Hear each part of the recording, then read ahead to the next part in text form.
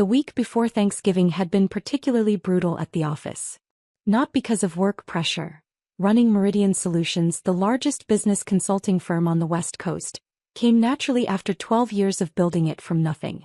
The stress came from knowing I'd have to sit through another family dinner where everyone discussed my failure to launch, while I carved turkey and pretended their opinions mattered. My assistant Jessica had tried to convince me to skip it entirely. "Miss Thompson, you're closing the Morrison Industries deal next week. That's a $300 million restructuring contract. You don't need to subject yourself to this." But family was family, even when they thought you were a glorified coffee fetcher who'd never advanced beyond answering phones and scheduling meetings. The misconception had started 8 years ago, back when I was genuinely working as an executive assistant while building Meridian on nights and weekends. I'd taken the secretary job at Henderson and Associates specifically to learn how major consulting firms operated from the inside, how they pitched clients, managed projects, structured deals. Most MBA programs teach you theory. I wanted to understand the real mechanics of high-stakes business consulting. When family asked about work during those early days, I'd say I was working in business consulting or helping companies with organizational restructuring. Somehow, this translated into "Sarah is a secretary," and once that narrative solidified, it became impossible to correct without seeming delusional. The first time I tried to explain that I'd started my own firm, Uncle Mike had chuckled and said, "That's great, honey. It's good to have goals." When I'd mentioned landing my first major client, a $50,000 contract to streamline a manufacturing company's operations, Dad had nodded approvingly and said, "See? All that experience answering phones is paying off. Maybe you can work your way up to office manager." Eventually I stopped trying to correct them. It was easier to let them maintain their delusions than to deal with their skepticism. And honestly, there was something darkly amusing about listening to them debate my career prospects while I was quietly building a consulting empire that would eventually employ half the business graduates they held up as success stories. But this Thanksgiving felt different. Maybe it was because Meridian had just been named Consulting Firm of the Year by Businessweek. Maybe it was because we'd grown to 2,400 employees across 15 offices. Or maybe it was because I'd finally gotten tired of being treated like the family charity case at 30 years old. The dinner was being held at my parents' house in Bellevue, the same 4-bedroom colonial where I'd grown up, where family photos still showed me in my high school cap and gown next to my brother David's Harvard MBA and my sister Jennifer's medical degree. I arrived precisely at 3 p.m., carrying the green bean casserole I'd been assigned to bring. Mom greeted me at the door with her usual mixture of love and pity. "Sarah.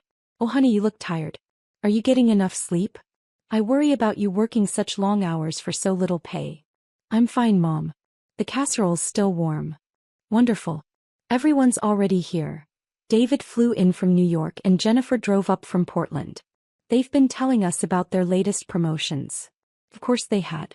David was a vice president at Goldman Sachs now. Jennifer had just been named head of cardiology at her hospital. Meanwhile, their sister Sarah was still answering phones and making coffee at some small consulting firm no one had heard of. The living room was full of the usual suspects. Dad was holding court from his recliner. Uncle Mike and Aunt Linda were on the couch with their twin boys, my cousins who were both fresh out of college and already making more money than their secretary aunt apparently ever would. Jennifer and David were standing by the fireplace, drinks in hand, looking every inch the successful professionals they were. "There she is," Dad announced as I entered. "Our little secretary. How are things at the office, sweetheart?" "Busy," I said simply, accepting the glass of wine Mom pressed into my hands. "I keep telling her she should look into going back to school," Mom said to the room. "Maybe get a business degree, try to move up in the world." David nodded seriously. "It's never too late to pivot, Sarah. I have connections at some good MBA programs. The application deadlines have passed for next fall, but maybe the year after."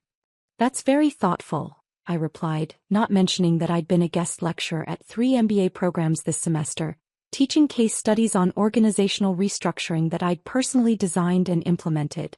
"The problem is she's gotten comfortable," Jennifer chimed in, settling into her favorite role as the family's voice of tough love. 30 years old, same job for 8 years, no real ambition to advance.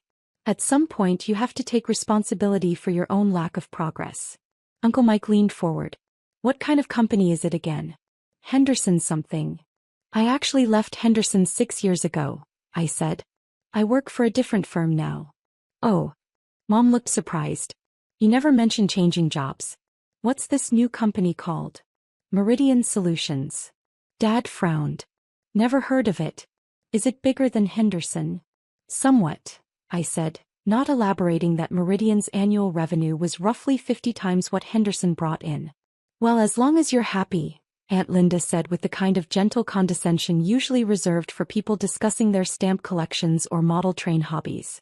Dinner was the usual mix of family updates and pointed observations about everyone's career trajectories. David regaled us with stories from Goldman Sachs, the high-stakes deals, the international clients, the bonuses that exceeded most people's annual salaries.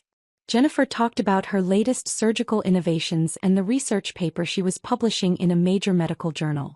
Then the conversation turned to me. So Sarah, David said, cutting into his turkey, are you still doing the same kind of work? Filing, scheduling, that sort of thing. I handle client relationships and project management, I said carefully. That's great. Jennifer said encouragingly. So you've moved beyond just answering phones. That's real progress. Dad swallowed his mouthful of mashed potatoes. The important thing is that you're contributing something. Honest work has dignity, even if it's not glamorous. Absolutely, Uncle Mike agreed. Not everyone can be a doctor or investment banker. The world needs secretaries and administrative assistants too. Essential workers, Aunt Linda added, as if I deserved a pat on the head for my service to society's basic functioning.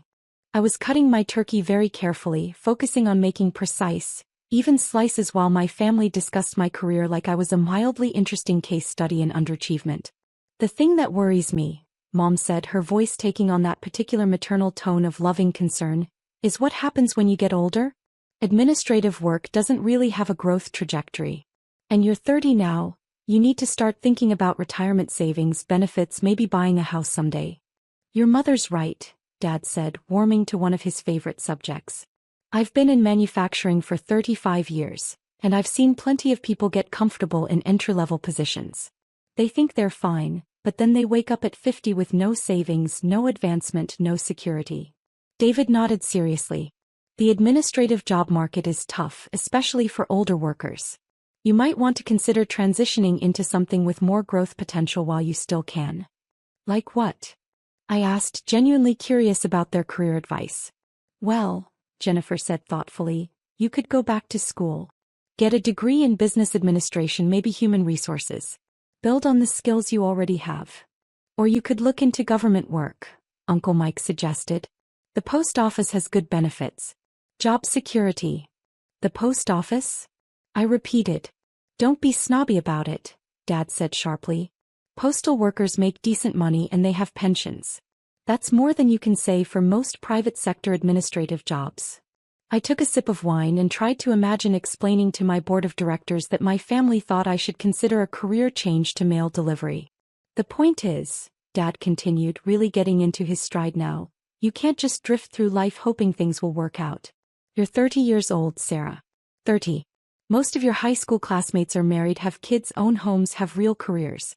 What do you have to show for the last decade? The question hung in the air like smoke. Everyone was looking at me with varying degrees of pity and concern, waiting for me to acknowledge the fundamental disappointment I'd become. You know what your problem is? Dad said, his voice getting louder as he worked himself up. You have no drive. No ambition. You're content to just exist. To take the easy path, collect your little paycheck, go home to your apartment and watch Netflix. Dad, David said quietly, maybe ease up a little. No, she needs to hear this, Dad insisted. We've all been tiptoeing around it for years, but somebody has to tell her the truth. You'll never amount to anything, Sarah. Not with this attitude. 30 years old and still a secretary, still living paycheck to paycheck, still making excuses for why you haven't advanced in 8 years. The room went completely silent. Even the cousins had stopped scrolling through their phones to stare at this brutal family intervention. Success requires sacrifice, Dad continued relentlessly. It requires taking risks, working harder than the next person, refusing to settle for less than excellence. Look at your brother, Harvard MBA. Now he's managing billion-dollar portfolios. Look at your sister, medical school, residency, now she's saving lives every day. They didn't just coast through life accepting whatever scraps they were offered. I set down my fork and looked around the table at my family. These people who loved me enough to invite me to Thanksgiving dinner but thought so little of my capabilities that they genuinely believed I'd spent 30 years accomplishing essentially nothing. But you. Dad shook his head sadly. You took the first easy job you could find and never tried to do better. You'll never amount to anything because you don't want to amount to anything. Richard, Mom said softly, that's enough. Is it? Because I've been watching my daughter waste her potential for a decade, and I'm tired of pretending it's fine. She's 30 years old with nothing to show for it except a secretary job that any high school graduate could do. I picked up my wine glass and took a long, careful sip. You're right, Dad. I should probably be more ambitious. The agreement seemed to catch him off guard. He'd been prepared for defensiveness or tears, not acknowledgement. Well, he said, slightly deflated. Good. That's good that you recognize it. I do, I said calmly. In fact, I've been thinking about making some changes. Mom looked relieved. What kind of changes, sweetheart? Oh, just some adjustments to my current work situation. Nothing dramatic. The conversation moved on after that, but the mood had shifted. Dad seemed satisfied that he'd finally delivered the wake-up call I apparently needed. Mom was hopeful that maybe this would be the push to get me back on track. Jennifer and David were supportive but cautious, clearly worried that I might do something impulsive and make my situation even worse. I finished my dinner quietly, helped clear the table, and left around 7 p.m. with a container of leftover turkey and promises to think seriously about what Dad had said. The drive back to my penthouse apartment took 40 minutes. I spent most of it on a hands-free call with my head of mergers and acquisitions, finalizing details for Monday's announcement that Meridian Solutions would be acquiring Morrison Industries, the manufacturing conglomerate where my father had worked for 35 years. It wasn't personal. Morrison had been in financial trouble for 2 years, hemorrhaging money due to outdated processes and bloated management structures.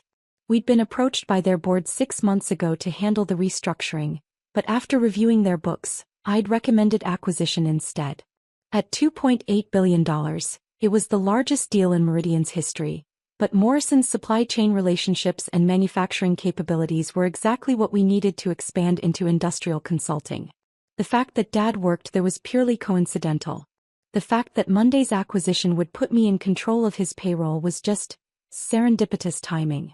I spent Saturday morning reviewing the final contracts and Sunday afternoon at the office, briefing my senior partners on the integration timeline. Morrison's employees would be notified Monday morning, after the markets opened and the acquisition was officially announced. Most would keep their jobs. I wasn't interested in destroying lives just to improve profit margins, but there would definitely be some management restructuring. Monday morning arrived crisp and clear. I was in my office by 6 a.m., watching the pre-market trading while my legal team handled the final paperwork. At 9:30 a.m. Eastern, the opening bell rang, and Meridian Solutions officially became the parent company of Morrison Industries. The press release went out at 10 a.m. Pacific Time. Meridian Solutions completes $2.8 billion acquisition of Morrison Industries, read the headline in the Wall Street Journal. The article included a photo of me shaking hands with Morrison's former CEO, along with a quote about our plans to preserve Morrison's manufacturing excellence while implementing Meridian's proven operational efficiency models. Dad's phone call came at 10:47 a.m. Sarah. His voice was strained, confused. Honey, I need to ask you something and I need you to tell me the truth. What's wrong, Dad? I just got an email about some kind of corporate restructuring at Morrison. They're saying we've been acquired by a company called Meridian Solutions. And the thing is... He paused and I could hear papers rustling. The thing is, that's the company you work for, isn't it? I was sitting at my desk on the 42nd floor of the Columbia Center, looking out at Elliott Bay while my father tried to process what he was seeing on his computer screen. Yes, I said simply. But that doesn't make sense. You're a secretary there. Actually, Dad, I'm the founder and CEO. The silence stretched so long I wondered if the call had dropped. That's not possible, he finally said. I started Meridian 12 years ago while I was working at Henderson and Associates. Remember? I kept telling you I was building my own consulting firm, But you thought I meant I was hoping to get promoted to office manager someday. More silence. Sarah, this isn't funny. Morrison Industries is a $3 billion company. $2.8 billion, actually. That's what we paid for it. I could hear him breathing on the other end of the line, trying to make sense of information that didn't fit his understanding of reality. This is impossible, he said again. You work as a secretary. You answer phones. I used to work as a secretary 8 years ago while I was learning the consulting business from the inside. I haven't answered phones since 2018. But you never said. I tried to tell you, Dad. For years. Every time I mentioned starting my own firm, you thought it was a cute fantasy. Every time I talked about landing new clients, you assumed I meant my boss was giving me more filing to do.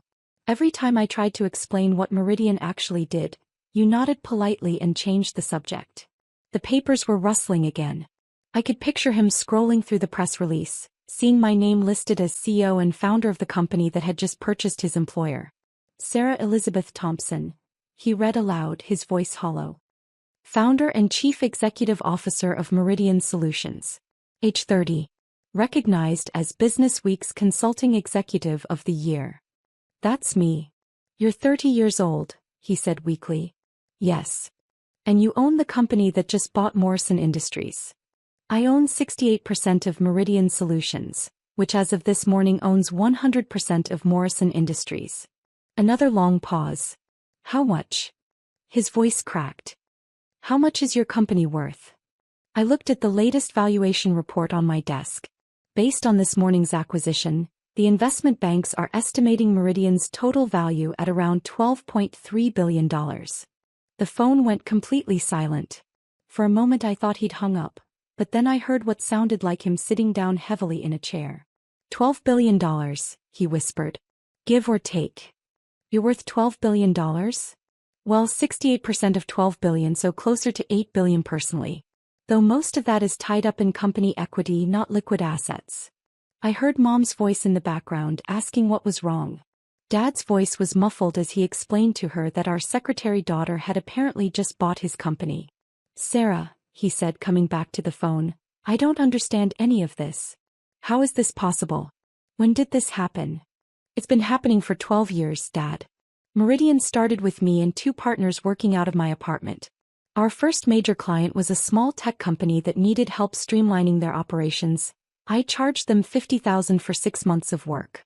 We used that money to rent a real office and hire our first employees. I could hear Mom in the background now, her voice getting higher as Dad apparently showed her something on his computer. By year 3, we had 40 employees and were handling restructuring projects for mid-sized companies. Year 5, we opened our second office in Portland. Year 7, we went international with an office in London. Last year, we opened our 15th location in Singapore. 15 locations? Dad's voice was barely audible. We employ 2,400 people across North America, Europe, and Asia. Our clients include about 40% of the Fortune 500. We've handled restructuring projects worth over $60 billion in total value. Mom had apparently taken the phone from Dad. Sarah, honey, is this some kind of joke? She said. Because if it is, it's not funny. Your father is having chest pains. It's not a joke, Mom. Google Sarah Thompson Meridian Solutions if you want to see the news coverage. I heard rapid typing, then Mom's gasp. Oh my God. Richard, she's on the cover of Forbes magazine. She's on the Forbes magazine cover, Richard. Dad's voice came back, shaky and confused. The Forbes thing. When was that? 6 months ago. The article was about women entrepreneurs who built billion-dollar companies before age 35. They interviewed me for 3 hours about Meridian's growth strategy. Why didn't you tell us? The question I'd been waiting for.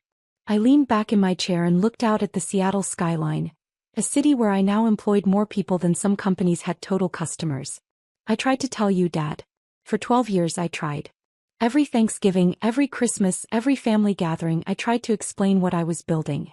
But you'd already decided who I was, the secretary daughter who'd never amount to anything, and nothing I said could change that narrative. But we would have been proud of you, Mom said, her voice thick with emotion. We would have celebrated with you. Would you have? Because last Thursday you spent 2 hours telling me I needed to go back to school, maybe look into government work. definitely get more ambitious about my career prospects. David suggested the post office might be a good fit. The silence was deafening. You told me I had no drive, no ambition, that I was content to just exist and collect my little paycheck, I continued. You said I'd never amount to anything because I didn't want to amount to anything. Sarah, we didn't know. You didn't know because you never asked. Not once, in 12 years, did anyone in this family ask me a direct question about what my actual job responsibilities were. You assumed I was answering phones because that fit your expectations and you never looked deeper. I could hear Dad crying in the background now. Mom's voice was shaky when she spoke again. What does this mean for Morrison? For your father's job. Dad's job is safe. Everyone's job is safe, actually. We're not planning any layoffs. Morrison's problems are structural and process-related, not personnel-related. We'll be implementing new systems and providing additional training, but we need experienced people to help with the transition. And your father, he'll be working for you now? I considered this. Dad was a quality control supervisor, good at his job, well respected by his team. He was also about to discover that his 30-year-old secretary daughter was now his ultimate boss. Technically, he works for Morrison Industries, which is now a wholly owned subsidiary of Meridian Solutions. I don't get involved in day-to-day personnel decisions at our acquired companies. But you could fire him if you wanted to. I could fire anyone I wanted to, Mom. I could shut down the entire company if I felt like it. That's what ownership means. The weight of this seemed to be settling in. Their secretary daughter, the family disappointment, the one who'd never amount to anything, now controlled the livelihood of not just Dad, but his 3,400 co-workers. Sarah, Dad's voice came back, stronger now but still shaky. I owe you an apology. A big one. You owe me 12 years of apologies, Dad. You're right. God, you're absolutely right. We've all been so wrong about you. So completely wrong. Yes, you have. Can you forgive us? Can you forgive me for what I said on Thursday? I thought about this question while watching a container ship navigate through Elliott Bay 42 floors below. In a few hours, I'd be in a board meeting discussing our expansion into South American markets. Tomorrow, I was flying to London to personally oversee the opening of our newest European office. Next week, I'd be testifying before a Senate committee about international trade policies that could affect our clients' global operations. But right now, I was just a daughter whose family had finally realized they'd been wrong about her for over a decade. I forgive you, Dad. But things are going to be different now. Different how? Well, for starters, no more career advice. I think I've got that area pretty well handled. I heard him laugh, a shaky, emotional sound that might have been part sob. And no more assumptions about what I do for work. If you want to know something about my life, ask me directly. Don't fill in the blanks with whatever fits your expectations. Hey, yes. Absolutely. And Dad? When we're together as a family, I'm still just Sarah. I'm still your daughter. The business stuff stays separate unless you specifically want to know about it. I do want to know about it, he said quickly. All of it. Everything we missed. I smiled, looking at the framed photo on my desk, a picture of me at 8 years old, wearing a business suit for career day at school, holding a sign that said Future C. Well, I said, we've got plenty of time to catch up. Starting with this weekend's family dinner. Jennifer and David are going to be very surprised to learn what their secretary sister has been up to. Sarah, Mom said softly, we love you. We've always loved you. We didn't understand. I know, Mom. And I love you too. But next time someone in this family claims to know what's best for my career, maybe remember this conversation. After I hung up, I sat quietly in my office for a few minutes, processing what had just happened. My assistant knocked and entered with the afternoon's schedule, 3 client meetings, a conference call with our London office, and a working dinner with the team handling our expansion into renewable energy consulting. Everything all right, Miss Thompson? Jessica asked, noting my expression. Just some family business, I said, straightening my suit jacket. Nothing that can't wait until after we finish revolutionizing the consulting industry. She smiled and left me to prepare for the afternoon meetings. Through my office windows, Seattle spread out below like a map of possibilities. Somewhere out there, my father was probably still staring at his computer screen, trying to reconcile 30 years of assumptions with the reality that his secretary daughter now owned his company. It would take time for the family dynamics to adjust. Years probably. But for the first time in over a decade, I wouldn't have to sit through Thanksgiving dinner listening to career advice from people who thought I needed help finding a job with better benefits. Sometimes the best revenge really is massive success. Even when it takes your family 12 years to notice you achieved it.